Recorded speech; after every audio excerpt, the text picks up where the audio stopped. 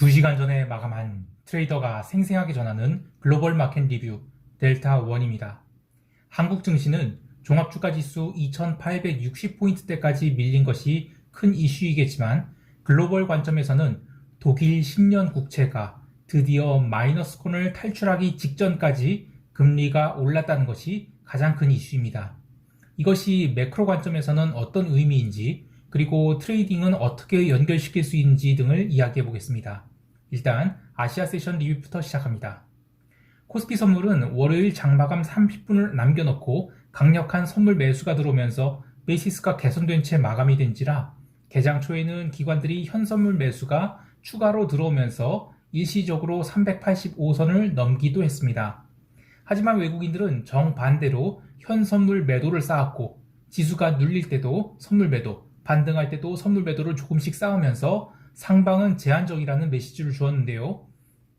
홍콩 시장이 개장할 때까지 외국인들은 현선물 매도를 조심스럽게 내놓다가 12시 이후로 홍콩 시장이 본격적으로 눌리기 시작하자 선물 매도를 빠르게 늘리게 됩니다.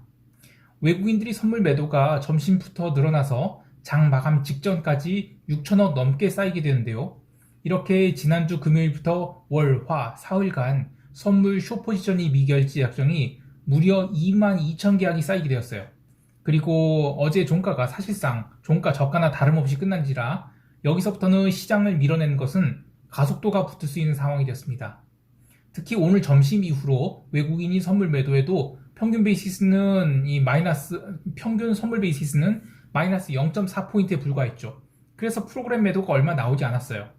지난 1월 14일에 외국인이 시장을 밀어버릴 때의 평균 베이시스가 마이너스 0.55포인트 수준이었기 때문에 조금만 빠른 속도로 선물 매도가 나와서 평균 베이시스가 마이너스 0.6포인트만 넘어가도 프로그램 매도가 아주 심하게 나올 수 있습니다.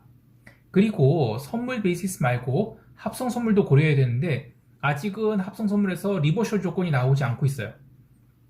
옵션 시장에서 이번에 개인들이 품매도가 생각보다 많이 없거든요. 그래서 아직은 개인이 품매도 환매수가 나오기에는 2% 부족하다고 봐요. 만약에 개인이 품매도 손절매를 하게 돼서 리버셜 차익거래가 나오게 되면 현물이 언더슈팅 나올 수 있죠. 아직까지는 그런 흐름들이 없기 때문에 투매가 나올 것이다 미리 예측할 필요는 없겠지만 외국인들이 숏포지션은 이 좋은 가격에 잘 충전된 셈이고 따라서 이 갭 다운이 나온다면 일시적인 반등은 나올 수 있어도 반등이 끝나면 심한 언더슈팅이 나올 수 있겠다라는 생각이 듭니다. 시장에서 체크할 또 다른 점은 개인이 현물 매수가 소극적이 되었다는 점입니다. 오늘처럼 마이너스 1%에 가까운 급락이 나오게 되면 개인은 현물 매수를 5천억 이상 해줘야 정상인데 정상이라기보다는 이제 그동안의 패턴이 그랬는데 죄다 LG 에너지 솔루션 청약하러 간 것인지 밀리는 지수에 현물 매수를 사실상 손 놓아버린 셈이었어요. 오히려 기관들이 현물 매수가 특이했는데요. 오전장 내내 기관들은 현선물 동반 매수를 어느 정도 하면서 네이키드 롱을 질렀어요. 하지만 점심 이후로 외국인이 선물 매도를 견디지 못하고 종가에는 롱 포지션을 사실상 거의 다 손절한 셈인데요. 이 LG 에너지 솔루션 청약 증거금이 풀리게 되면 단기적으로 바닥을 칠 것으로 본 기관들이 선취매가 들어온 게 아닌가. 물론 그러다가 종가에 다 털고 나갔는데 그런 것 같아요. 마지막으로 지난주에 들어온 이 풋옵션 200억가량 지른 슈퍼개미 오늘도 전혀 포지션을 풀지 않았어요. 지금 보면 풋 385의 미결제 약정이 다른 행사가에 비해서 유난히 많습니다. 무려 16,000계약가량 있는데 이미 내가격이 되었음에도 불구하고 외국인들이 롤링다운 해지가 나오지 않는 이유는 외국인들은 그날 거래의 카운터파티가 될 때 바로 선물 매도로 해지를 했어요. 그래서 굳이 롤링다운 해지를 할 필요가 없는 겁니다. 따라서 풋 385의 미결이 의미 있는 수준으로 줄어든다는 것은 외국인이 롤링다운이 나온 것이 아니라 슈퍼개미가 이 풋 385를 이익 청산한다는 의미가 되겠어요. 지금 매입 평균 단가 대비 80% 가까운 이익이 나인지라 일반 개인 투자자 같으면 청산하고 싶어서 손가락이 근질근질 할 텐데 이번에 들어온 슈퍼개미가 제대로 된 선수라고 하면 저 포지션은 웬만해서는 청산하지 않고 디바이 팀이 될 때까지 밀어붙이지 않을까 합니다. 제가 만약에 이 슈퍼개미라면 이 선물이 370선을 깨고 내려갈 때까지는 포지션을 풀지 않을 것 같은데요. 이 슈퍼개미가 풋 385 매수를 깔고 간 상태에서 멍청하게 외가격 레이쇼 스프레드 한답시고 배가를 키운다든지 또는 델타를 플러스로 키운다든지 이런 짓만 하지 않는다면 그야말로 이 먹을 자격이 있는 성공적인 베팅이 되지 않을까 합니다. 자, 자세한 대응 전략은 총평 때 하기로 하고요. 이제 유럽 세션 갈게요. 유럽 세션에서 가장 중요한 이슈는 독일 국채 10년 국채가 이 마이너스 탈출 직전까지 갔다는 것입니다. 저는 이것이 우크라이나 이슈 이런 것보다 훨씬 더 중요하다고 생각하는데요. 팬데믹 기간만이 아니라 그 전에, 그러니까 유로존이 답 안 나오던 시절에 독일 10년 국채는 2018년에 마이너스로 돌게 돼요. 그동안 유로존 투자자들은 이른바 유로화를 펀딩 커런시로 사용하여 돈을 땡겨다가 위험자산에 열심히 투자하고 있었어요. 그러다가 2019년 8월부터 야 이건 좀 아니지 하면서 금리가 살살 오르다가 팬데믹을 맞으면서 이 PPP 프로그램 돌리고 그러니까 이제 분트 금리가 무려 마이너스 0.8%까지 밀리게 됩니다. 그리고 이 PPP 가장 큰 특징은 독일 국채만 매입해 주는 게 아니라 세컨티어, 서드티어 국가들 채권도 매입을 해주는 거죠. 그러면서 유로존 채권 시장이 안정을 찾고 금리가 오르려고 그러면 또 라가르드 한명구가 약 몇 번 촥촥 쳐주고 하니까 다시 내리기를 이렇게 반복했는데 작년 12월부터 그러니까 이제 한 달도 안 된 거예요. 인플레이션 이야기가 글로벌리 본격화되고 미국 국채가 이제 급락하니까 독일 국채도 무서운 속도로 처박기 시작했어요. 1월 들어서 마이너스 0.03%까지 올랐다가 조금 쉬는 셈인데 오늘 다시 마이너스 0.02%까지 급등했죠. 독일 10년물 금리가 이 플러스로 도는 것이 뭐가 그렇게 중요하냐 할 수 있는데 이게 플러스로 돌게 되면 그동안에 유로화로 돈 땡겨서 위험 자산에 투자한 것들 이젠 걷어야 되는 겁니다. 이게 진짜 무서운 거예요. 이건 오미크론 할아버지보다 더 무서운 것이라고 보는데 왜냐면 지금 이 상황이 과연 공급 부족이 인플레만일까 아니면 경기 침체와 함께 찾아오는 이른바 스태그플레이션일까 이런 고민은 아직도 안 하고 있는 것 같아요. 아직 그런 고민을 안 하고 있는데 금리가 계속 올라봐요. 그러면 일단 위험자산 팔아서 유로화로 땡겨온 대출 갚아야죠. 그러면 위험자산 가격 내려갈 거고 그럼 유로화 상승하고 금리도 오르고 상품 가격 계속 오르면 그때는 진짜 스태그플레이션 얘기가 나오지 않을까 해요. 자, 오늘 유로존 증시는 초반 급락분을 상당량 만회를 했습니다. 유로존 증시 하락 이후로는 금리 상승 이야기하고 있는데 미국 세션 마감할 때는 이미 독일 10년 국채가 신저가를 찍은 상태예요. 그래서 이길 유럽 세션에서 초반에 언더슈팅을 강하게 줄 수 있다고 봅니다. 그러니까 내일 유럽 세션에서 아주 제대로 된 곡소리가 날 수 있다고 봐요. 마침 증시가 중요한 이평선을 깨고 내려갔다가 이제 반등을 하는 거라서 내일 조정을 추가로 받게 된다면 나스닥 선물 또한 당일이 저점을 충분히 깨고 내려갈 수 있다고 봅니다. 상품 시장에서는 오늘 다른 것에 앞서 소맥을 좀 보고자 하는데요. 아직은 그 에그플레이션 얘기가 다시 나오는 상태가 아니죠. 쏙 들어간 상황이 있는데 그래서 소맥이 얼마나 튈지 모르겠어요. 근데 아주 의미 있는 기술적인 상승이 나왔기 때문에 언급을 하고요. 그리고 오늘 기름값이 폭등을 했습니다. 유럽 세션 초반에 85달러를 넘겼다가 미국 세션 중반까지는 계속 장중에 매도가 나왔었어요. 근데 매도 압력을 모두 이겨나오고 나서는 장 마감 후에 이 숏 커버링이 나오면서 종가 고가로 달려서 3월물 텍사스 기름은 85.89달러로 마감했습니다. 금방 이건 86달러 넘긴다는 얘기예요. 특히 오늘은 미국 세션에서 이 2월물 텍사스 기름이 최종 거래일을 하루 앞둔지라 이익 실현성 매도가 많이 나왔어요. 근데 그런 것을 장 마감하고 나서 모두 감아 올려서 2월물 텍사스 기름은 86.56달러로 마감을 했습니다. 이 최종 거래일을 하루 앞둔 상황인데 미결제 약정이 아직도 10만 7천 계약이나 남아있어요. 미결제 약정이 맥스가 한 30만 계약 정도가 되었었기 때문에 아직도 30%가 남아있는 거예요. 그럼 이게 내일 롤오버 되는 과정에서 하루 정도는 더 오버슈팅이 나올 수 있다고 봅니다. 그 외에 미국 천연가스는 계속 횡보하다가 막판에 올랐는데 우크라이나 이슈가 끊임없이 나오고 있지만 유럽 천연가스는 더 이상 빠지지도 오르지도 않고 있어요. 내일은 원유 재고 발표 있고 목요일은 천연가스 재고 발표 있는데 천연가스는 이 선물이 잔존기간이 아직 더 남아있어서 위로 충분히 더 슈팅을 줄 수 있다고 봅니다. 근데 기본적으로는 유럽과 미국 천연가스의 스프레드 감소에 베팅을 하는 것이다. 이렇게 보면 되겠어요. 자, 이제 미국 세션 갈게요.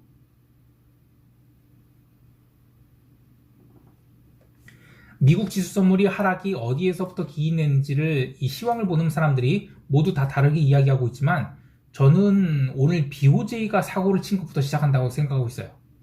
아시아 세션 거래하시는 분들이 나스닥 선물을 하락하는 거를 언제 시작했냐라고 얘기하면 이 BOJ 기자회견이 끝나는 12시 한 30분쯤? 그때부터였다는 것을 알고 계실 텐데요. 이 구로다 영감이 이 임기가 끝나는 2023년 4월까지는 현 정책 틀을 고수할 것이다. 그러니까 뭐 인플레가 2% 넘겨도 나는 꼼짝 안 해. 뭐 금리 인상 같은 거는 꿈도 꾸지 마라. 이런 얘기를 하고 있어요. 처음에는 뭐 엔화가 부러지고 니케이가 나름 강세를 머물고 있다가 기자회견 끝나니까 야 아니 지금 글로벌 중앙은행이 선착순으로 긴축하고 있는데 BOJ 네가 무슨 용가리 통뼈야? 이렇게 되면 정책 격차가 더 벌어질 텐데 라는 의문이 들면서 니케이가 급락을 시작했어요. 그러면서 생뚱맞게 미국 10년 국채 금리 튀고 나스닥 밀리기 시작했습니다. 그렇게 나스닥 지수가 레벨 다운을 한 채 유럽 세션을 맞이했고 유럽 시장에서 독일 국채 하락을 충격으로 받아들인 유럽 증시가 빠르게 하락을 하자 나스닥 선물은 급락을 거듭해서 미국 세션 개장 전에 이미 마이너스 1%를 넘겨서 출발하게 됩니다. 게다가 이 프리마켓에서 골드만삭스가 이 주당 순이익을 컨센서스에 아주 심하게 언더퍼폼하면서 갭 다운으로 마이너스 5%를 얻어맞았죠. 그래서 개장 후에 다우지수 선물을 매도하려는 압력이 굉장히 강했어요. 물론 내용을 따져보면 인건비 상승으로 이익을 까먹었다고 하지만 이 트레이딩 부서의 수익이 감소했다는 거 이게 더 눈에 들어와요. 잠시 이 라떼는 말이야 이야기를 하면 이 프랍 시절에 연봉 2억에 성과급 얼마 이렇게 계약을 하면 BP라는 것은 연봉이 4배에서 6배 정도 됩니다. 뭐 이게 사람마다 다 달라요. 근데 어쨌든 그러니까 8억에서 12억 정도를 회사에 벌어줘야 겨우 2억을 받을 수 있는 거예요, 연봉으로. 물론 당연히 그 이상을 회사에 벌어줘야 고개를 들고 다니겠죠. 그리고 성과급 체계는 연봉과 별도예요. 그래서 월급 실수령 액이 1억 정도 찍는 거는 뭐 불가능한 일이 아니에요. 근데 이제 문제는 트레이더들이 양극화되는 건 어딜 가나 똑같습니다. 이 탑티어 트레이더들은 확실하게 회사 돈을 벌어줘요. 그러니까 성과급 많이 줘야 되죠. 또 성과급 요율도 탑티어 트레이더들은 상당히 세게 줍니다. 하지만 로우티어 트레이더들은 BP 못하는 쪽도 은근히 있어요.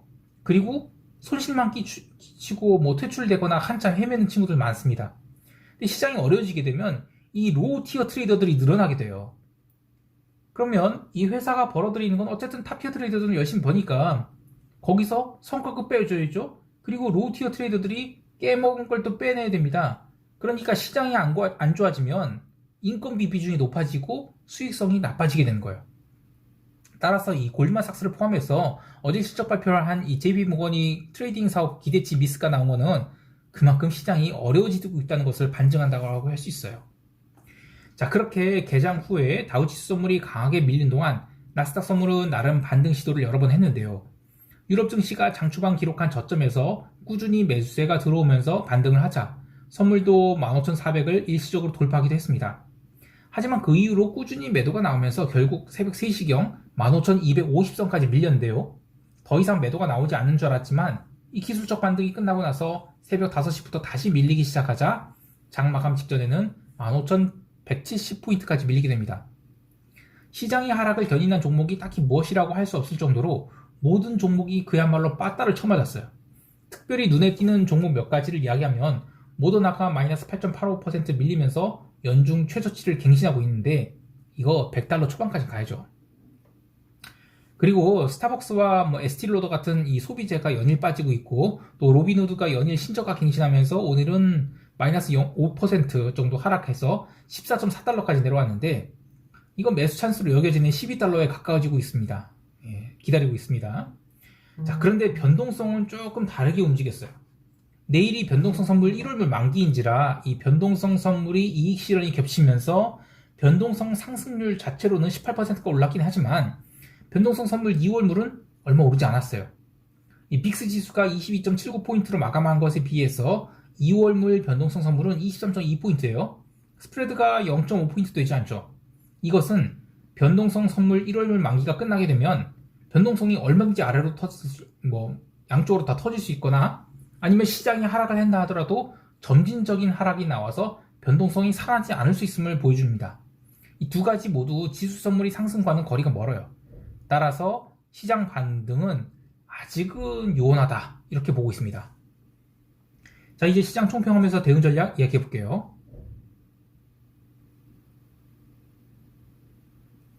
한국 시장은 갭 다운 이후 얼마나 빠르게 갭을 회복한지, 그리고 홍콩 세션이 갭 다운은 어떻게 극복이 될 것인지 등이 중요하겠습니다. 어제 나스닥 골든 드래곤 차이나 인덱스 이거 장 초반에 빠르게 반등해서 윗꼬리를 만들었어요. 그러나 종가에는 눌려버렸죠. 이 홍콩 지수 선물이 야간 세션은 미국 증시 개장과 함께 나름 강하게 반등을 줘서 마감을 했는데, 이 부분이 겹치게 되면서 내일 홍콩 증시가 추가 하락할 것인지가 관건이 되겠습니다. 따라서 개장 초 갭다운이 강하게 나오면 이 정신 못 차리고 날뛰는 푸 365 EI 옵션들을 소량 맛배기로 매도를 한 다음 홍콩 세션 개장 때까지는 기다려 봄직한데, 개장 초 풋옵션이 시가 고가로 흘러내린다면 관계없지만 만약에 시가 고가가 아니라 고가를 갱신한다 그러면 풋옵션이 신규 매도는 최소한 홍콩 세션 열릴 때까지는 추가하지 말고 관망하는 것이 좋겠습니다. 시장이 상승 전환하는 것은 저는 이번 주는 쉽지 않다고 보고 최대한 보수적으로 접근하는 것이 좋겠고, 글로벌 변동성 증가가 있었기 때문에 오전장이 변동성 매도는 조심해야 되겠습니다. 해외 시장은 여전히 지수 선물, 미국 지수 선물 매도 관점 갖고 있습니다. 그 외에 유로화가 어제 과하게 눌렸다고 봐요. 그래서 어제 유로화 하락 때 최대한 참고 매수를 안 했기 때문에 오늘 아시아 세션에서 유로화 매수 좀 늘려볼 생각입니다. 시장이 대단히 어려운 게 이 개인 투자자만이 아니라 투자은행의 트레이더들도 마찬가지입니다. 특히 작년에 이어 올해도 채권 트레이더들은 그야말로 처음 맞고 있죠. 각자 리스크 관리 잘 하셔서 어려운 장을 잘 견뎌내실 수 있기를 바라겠습니다. 오늘 하루도 성공 투자하시길 바라고요. 이상 델타원이었습니다. 감사합니다.